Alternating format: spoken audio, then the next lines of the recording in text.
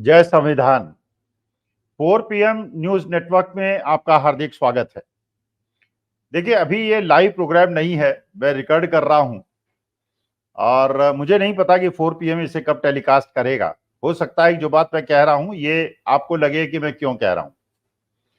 अभी मैं ये चिंतन कर रहा था, मैं ये सोच रहा था कि जो विपक्ष के नेताओं ने बातें कही हैं लोकसभा और राज्यसभा के अंदर, माननीय मोदी जी इसमें क्या जवाब देंगे।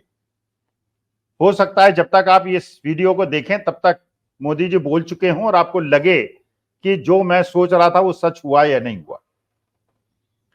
लेकिन जिस प्रकार से हम लोग सदन की कार्रवाई देख रहे हैं, लोकसभा के अंदर देख रहे हैं, राज्यसभा के अंदर देख रहे हैं, हमने राहुल गांधी को सुना। राहुल गांधी ने देश की मुख्य समस्याओं पे प्रश्न उठाया। उन्होंने देश की मुख्य समस्या पे एक प्रश्न ये उठाया कि आप अग्निवीर क्यों ले आए, आपने हमारे देश की सेनाओं को कमजोर करने का प्रयास क्यों किया। जब आपके पड़ोसी देश हैं, चीन है, जहां जनसंख्या हमारे जैसे ज्यादा है, बाकी आप तुलना करते हैं इजराइल से, कनाडा से, अमेरिका से, जापान से, जहां की जनसंख्या बहुत कम है, वही यंग लोग हैं ही नहीं, लेकिन चीन और हमारी समस्या करीब एक जैसी है। तो उनके यहां का एक सैनिक जब सीमा में खड़ा होता है तो 5 साल की ट्रेनिंग लेके खड़ा होता है, राहुल गांधी ने कहा। और आपने अग्निवीर जैसी योजना लिया है कि आपका सैनिक 6 महीने की ट्रेनिंग के बाद खड़ा हो जाएगा। तो यह मुकाबला कैसा होगा। अभी तक हमारे सैनिक थे, बड़ी उनकी ट्रेनिंग हुआ करती थी, मजबूती से ट्रेनिंग होती थी, एक सह बंधुत्व की भावना होती थी, मिलजुल कर एक टीम की तरह वो लड़ते थे। लेकिन पड़ोसी राज्यों की और अपने देश की स्थिति को न समझते हुए आप अग्निवीर योजना केवल इसलिए ले आए कि देश के पैसे बच जाए और पैसे कहीं और आप इंफ्रास्ट्रक्चर पे खर्च कर दें, लेकिन देश की सुरक्षा पे आपका ध्यान नहीं था।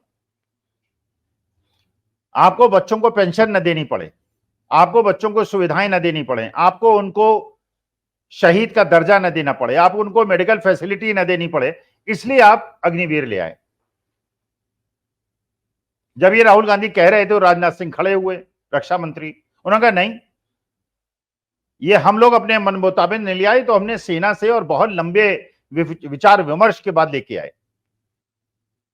एक प्रकार से राहुल गांधी के ट्रैप में फंस गए राजनाथ सिंह। उन्होंने कहा नहीं नहीं, बड़ा सोच समझ के लाए, हमने तो बड़ी और ये अमेरिका में भी होता है, बाकी देशों में भी होता है। वो भूल गए कि हमारी परिस्थिति और उनकी परिस्थिति बिल्कुल अलग है। लेकिन एक प्रकार से राजनाथ सिंह ने ये स्वीकार कर लिया कि अग्निवीर योजना ये सरकार बड़ी सोच समझ के लाई है, अब इसमें किसी परिवर्तन की, कोई संशोधन की आवश्यकता नहीं। जबकि अभी तक हम लोग सुन रहे थे कि जिस प्रकार की ड्रबिंग मिली है भारतीय जनता पार्टी को इस इलेक्शन में और उन्हें मेजोरिटी नहीं मिली है और बैसाखियों पे हैं, तो शायद भारतीय जनता पार्टी अग्निवीर योजना पे पुनर्विचार कर रही होगी। लेकिन राजनाथ सिंह के इस कथन के बाद ऐसा लगता है कि अगर सोच समझ के किया तो परिवर्तन आप नहीं करेंगे। तो राहुल गांधी ने बड़ी चतुरता से कहा आप अग्निवीर योजना के साथ हैं, हम अग्निवीर योजना के खिलाफ हैं, हम इसे बदल देंगे, शासन में आते ही हम इसे बदल देंगे। और देश के युवाओं को एक मैसेज दे दिया। दूसरा गोगली फेंकी राहुल गांधी ने, उन्होंने एमएसपी की बात की, एमएसपी की गारंटी की बात की। तो शिवराज सिंह चौहान खड़े हुए, कृषि मंत्री, उन्होंने कहा कि नहीं, एमएसपी तो हम देते हैं, आप कैसे कह रहे हैं कि एमएसपी नहीं देते। अब असली मुद्दा यह है, ये देश का हर किसान जानता है, एमएसपी तो आप देते हैं, लेकिन कितनी फसलों पे देते हैं, और जो एमएसपी आप देते हैं कितने टोटल किसानों में कितनों को देते हैं। तो अध्ययन बताते हैं वो तो 6-7% लोगों को केवल आप देते हैं, बाकी 92-93% लोग तो ऐसे हैं, चाहे बिहार के हों, चाहे मध्य प्रदेश के हों, चाहे उड़ीसा के हों, उन्हें तो नहीं मिलती एमएसपी। एमएसपी तो मिलती है केवल हरियाणा पंजाब के किसानों, और वो भी आपसे खुश नहीं है। तो एमएसपी देना, अच्छा एमएसपी में आप कीमत बढ़ाते हैं 4% की और इन्फ्लेशन नॉर्मल है उससे ज्यादा, तो इसका माने तो किसानों की आमदनी लगातार गिर रही है। एग्रीकल्चरल इनपुट्स में आप जीएसटी लगाते हैं, यूरिया की बोरी छोटी करते हैं, पर हेक्टेयर खेती की कीमत 25-30 हजार रुपए बढ़ जाती है और फिर 2,000 रुपए पर क्वार्टर देके आप कहते हैं कि हमने आप पे बहुत बड़ा एहसान कर दिया। वो भी एक ट्रैप में आ गए, क्योंकि एमएसपी की गारंटी किसानों के बीच में एक बड़ा मुद्दा है और ये असली मुद्दा है जो राहुल गांधी ने उठाया और उसमें शिवराज सिंह चौहान ने कह के इसका मतलब यह है कि आप एमएसपी की गारंटी नहीं देने वाले, और कांग्रेस ने अपने घोषणा पत्र में कहा है कि एमएसपी की गारंटी हम दे देंगे। फिर राहुल गांधी ने मणिपुर की बात की। मणिपुर के जो मेंबर ऑफ पार्लियामेंट है उन्होंने भी बड़ा जोशीला भाषण दिया। उन्होंने कहा कि क्या मणिपुर के बारे में आपने सोचना बंद कर दिया है? आप क्या सोचते हैं कि मणिपुर देश का हिस्सा नहीं है? 13 महीने से आग लगी हुई है। जहां पे भारतीय जनता पार्टी की राज्य सरकार है वहां पर दोनों मेंबर ऑफ पार्लियामेंट कांग्रेस के जीते हैं। उन क्षेत्रों से भी जीते हैं जहां पे जो कुकी समुदाय के लोग मेजोरिटी में हैं, और वहां से भी जीते हैं जहां मैती समुदाय के लोग मेजोरिटी में। इसका माने पूरा मणिपुर जो है भारतीय जनता पार्टी सीमावर्ती इलाका है। लद्दाख के मेंबर ऑफ पार्लियामेंट ने भी अपनी लद्दाख की समस्याएं बताई। आपको ना लद्दाख से अगर मतलब है उससे भी आप इंटरेस्टेड नहीं है, आप मणिपुर से भी इंटरेस्टेड नहीं है। पंजाब के सांसद उन्होंने भी कहा कि मेरे राज्य के किसान जो है वो दिल्ली आने का प्रयास करते हैं, आप उनको रोक देते हैं, जबरन रोक देते हैं, आप गोली चला देते हैं, आप अश्रु गैस के गोले छोड़ देते हैं, ऐसा जैसे कि पंजाब के बारे में सोचना आपने बंद कर लिया है।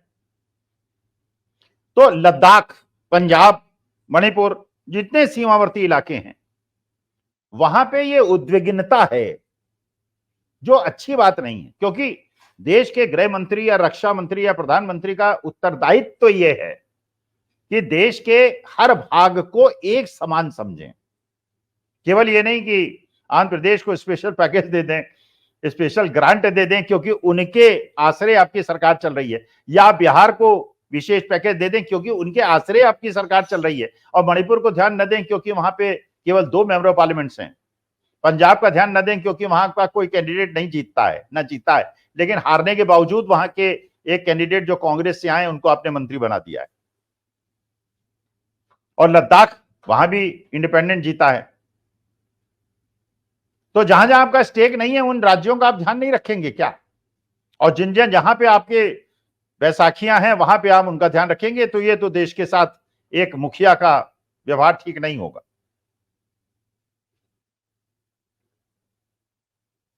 अखिलेश यादव ने जो बातें कही, अवधेश प्रसाद जी को भी जो सम्मान दिया अखिलेश यादव ने और राहुल गांधी ने, तो पीडीए का मतलब कि जो ऐसे लोग जिनको आगे बढ़ने का मौका नहीं मिला, और अवधेश प्रसाद ने एक इतिहास रचा अयोध्या के अंदर लल्लू सिंह को हरा के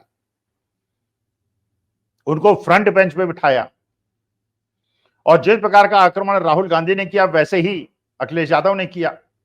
महुआ मोइत्रा ने भी कहा, महुआ मोइत्रा ने कहा कि आपने मेरे को हराने के लिए मेरे चुनाव क्षेत्र में 2 बार आए, लेकिन मैं तो जीत के आ गई और मेरे क्षेत्र की जनता ने मुझे जिता दिया। उसी प्रकार से जिता दिया जैसे कि महाभारत के युद्ध में द्रौपदी का जब चीरहरण हो रहा था तो भगवान श्री कृष्ण ने द्रौपदी की रक्षा की थी, तो मेरी रक्षा मेरे देश के, मेरे चुनाव क्षेत्र के लोगों ने की। और उसी प्रकार तो एक प्रकार से जो एक मैसेजिंग थी बड़ी क्लियर हुई कि कौरव इधर थे, पांडव इधर थे और कृष्ण ने मेरा साथ दिया, वो उन्होंने कहा। अब सवाल यह है कि मोदी जी क्या कहेंगे। हो सकता है जब तक वीडियो आप देखें मोदी जी कह चुके हो। क्या मोदी जी अग्निवीर पे बोलेंगे? क्या मोदी जी इस चीज को जस्टिफाई करेंगे कि अपनी पेंशन तो हम कम नहीं करेंगे, अपनी सुख सुविधाओं में तो कोई कमी नहीं करेंगे, हम तो 12 करोड़ की कार में घूमेंगे और 6,000 करोड़ के हवाई जहाज में घूमेंगे, लेकिन हम देश के बच्चों को सरकारी नौकरी भी नहीं लेने देंगे और उनको अग्निवीर जैसी योजना में 4 साल के अंदर उनको 21 साल की उम्र में रिटायर करके, लेकिन हम 75 साल में भी 5 साल का एक्सटेंशन मांगेंगे। क्या ये कहेंगे? अग्निवीर पे कोई टिप्पणी करेंगे क्या मोदी जी?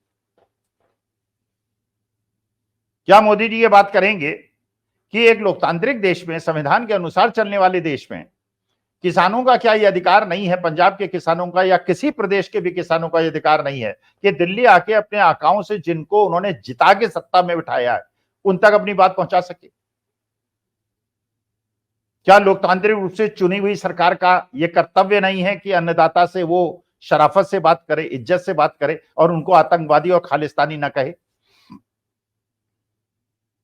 क्या मोदी जी इस पे कुछ बोलेंगे? क्या मोदी जी इस बात का स्पष्टीकरण देंगे कि माननीय गृह मंत्री जैसे योग्य गृह मंत्री उनके अनुसार, जिनको उन्होंने दोबारा गृह मंत्री बनाया है, मणिपुर के अंदर स्थिति इतनी बद से बदतर क्यों होती चली जा रही है? लद्दाख के अंदर वहां के लोग, लोकल नागरिक कह रहे हैं कि चीन हमारे चारागाह क्षेत्रों में कब्जा करता चला जा रहा है, और उसके बावजूद मणिपुर में शांति स्थापित नहीं हो पा रही है। तो क्या माननीय मोदी जी इस पे बोलेंगे?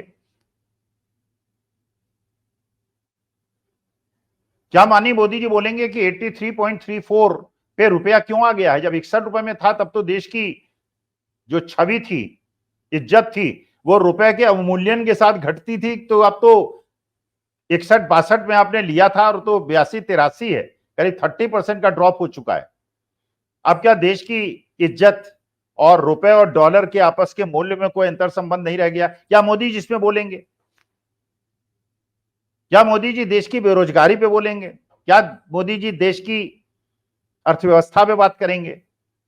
क्या ये बात करेंगे जो मनोज झा ने कहा राज्यसभा के अंदर, ये 5 ट्रिलियन की इकोनॉमी तो बना दीजिए, जिसमें पता चला 3.5 ट्रिलियन तो अडानी अंबानी के पास है और बाकी देश की जनसंख्या के पास $1.5 ट्रिलियन है। ऐसी देश की स्थिति क्यों बना रहे हैं भाई? देश के अमीरों का तो आप 15 लाख करोड़ माफ कर देते हैं, किसानों का 1 लाख माफ करने के लिए आप तैयार नहीं है, एजुकेशनल लोन माफ करने के लिए तैयार नहीं है, लेकिन अमीरों का लोन माफ करने के लिए तैयार है, कॉर्पोरेट टैक्स घटाने के लिए तैयार हैं, लेकिन इनकम टैक्स और जीएसटी घटाने के लिए तैयार नहीं है, क्योंकि कॉर्पोरेट टैक्स से फायदा होता है पूंजीपतियों को और इनकम टैक्स और जीएसटी से फायदा होता है मध्यम वर्ग को और कमजोर वर्ग को। क्या मोदी जी उस पर बोलेंगे? क्या मोदी जी खड़गे साहब ने जो राज्यसभा में प्रश्न उठाए हैं, जो इतने दीपेंद्र सिंह हुड्डा ने प्रश्न उठाए हैं, उन पे मोदी जी बोलेंगे या मोदी जी अपना जो प्रिय विषय है उस पे बोलेंगे, केवल उस विषय पे बोलेंगे जो भी राहुल गांधी ने उठाया है? उन्होंने कहा है और बात सही है, मैं उससे सहमत हूं, जो घृणा करता है, जो हिंसक है, वो हिंदू नहीं हो सकता, क्योंकि हिंदुत्व का मतलब ही शालीनता है, हिंदुत्व का मतलब ही प्यार मोहब्बत है।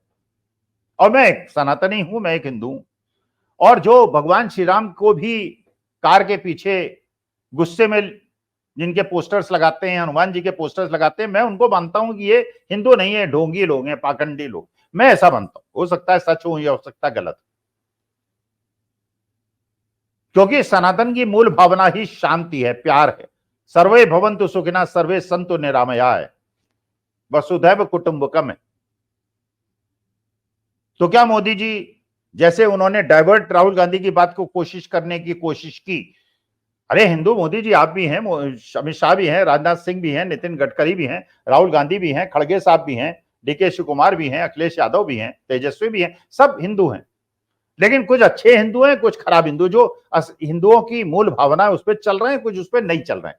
हम वो हिंदू हैं जो मुसलमान, क्रिश्चियन, सिख से घृणा नहीं करते, कुछ लोग हैं जो करते हैं, ठीक है, लेकिन हम उन्हें हिंदू नहीं मानते, लेकिन हम कहते नहीं कि हम उन्हें हिंदू नहीं मानते, लेकिन वो तो हमें मुंह पे केवल इसलिए हिंदू मानने से इनकार करते हैं क्योंकि हम मुसलमान, सिख और क्रिश्चियनों से घृणा नहीं करते। तो अब देखते हैं माननीय मोदी जी क्या बात करेंगे, जब जनता को संबोधित करेंगे, जब संसद में संबोधित करेंगे, तो क्या देश के जो मुख्य मुद्दे हैं, बेरोजगारी है, महंगाई है, अग्निवीर है, एमएसपी की गारंटी है, प्रदेशों के अंदर, सीमावर्ती इलाकों के अंदर शांति स्थापित न हो पाना है, माननीय मोदी जी उस पे बात करेंगे या अपने प्रिय विषय पे बात करेंगे? क्योंकि जैसे खड़गे साहब ने राज्यसभा के अंदर कहा, इतनी मोटी फाइल लेके आए थे कि मोदी जी ने इलेक्शन कैंपेन में किस प्रकार से मुजरे की बात की, किस प्रकार से हिंदू मुसलमान करने की बात की। तो राज्यसभा के जो सभापति महोदय उन्होंने कहा सब्सटेंशिएट की, उन्होंने कहा अखबारों की कटिंग नहीं सब्सटेंशिएट कीजिए, और उसके बाद एक्सपेंज करा दिए राहुल गांधी के बहुत सारे जो स्टेटमेंट्स थे। चलिए, वो शायद ये नहीं महसूस कर रहे हैं कि वो एक पंच के पद पे बैठे हुए हैं, किसी पार्टी के सदस्य नहीं है, चाहे वो लोकसभा के स्पीकर हो, चाहे वो उपराष्ट्रपति सभापति राज्यसभा के हो। लेकिन अगर हिंदू मुसलमान पे भी वो बोलेंगे मोदी जी, तो हिंसक जो एक एग्रेसिव पोस्चर है उस पर बोलेंगे, क्योंकि अगर बोलेंगे तो राहुल गांधी की बात सिद्ध होगी, क्योंकि हिंदुत्व हिंसक नहीं है। महात्मा गांधी हिंदू थे, गोडसे हिंदू नहीं थे मेरे हिसाब से, क्योंकि वो हिंसक थे, वो हत्यारे थे, और गांधी शांति के प्रतीक थे, इसलिए वो सनातनी थे, वो हिंदू थे, वो वैष्णव थे। ऐसा मेरा मानना है, आप हो सकता है मुझसे सहमत हो ना हो। अब देखते हैं मोदी जी क्या बोलते हैं, वेट करते हैं, फिर डिस्कस करेंगे। जय संविधान, नमस्कार, धन्यवाद और आभार।